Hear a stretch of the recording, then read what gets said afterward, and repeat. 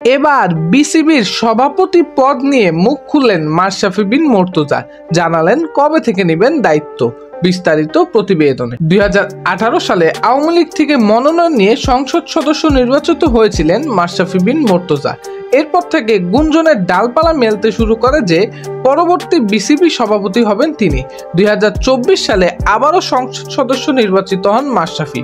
তবে গেল 5 আগস্ট ছাত্রদের গণ অভ্যুত্থানের ফলে পদত্যাগ করে দেশ ছেড়েছেন প্রধানমন্ত্রী শেখ হাসিনা। এরপর দিন ভেঙে দেওয়া হয় সংসদ, আর পুরো আন্দোলনে নিশ্চুপ ছিলেন মাশরাফি, যে কারণে ভক্তদের ঘৃণার পাত্রে পরিণত হয়েছেন তিনি। তবে গতকাল আমাদেরকে দেওয়া সাক্ষাৎকারে মুখ খুলেছেন সব বিষয় নিয়ে। সেখানে প্রশ্ন করা হয় ক্রিকেট বোর্ডের কাজ করা নিয়ে। জবাবে মাশরাফি বলেন, আমি সংসদ সদস্য হওয়ার পর খেলা বাদ দিয়ে ক্রিকেট বোর্ডে যাই। নিজের কথা আসলে ভাবিনি।